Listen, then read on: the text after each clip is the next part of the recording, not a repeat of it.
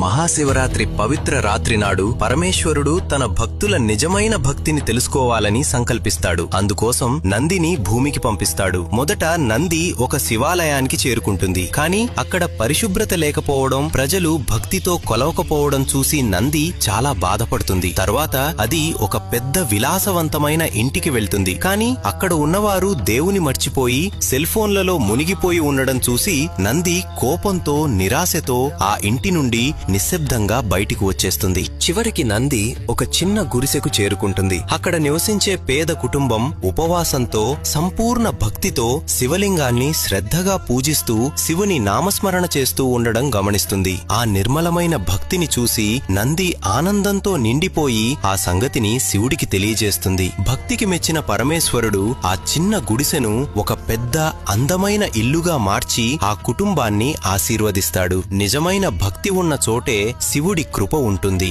Comments లో తప్పకుండా హర హర మహాదేవ అని రాయండి.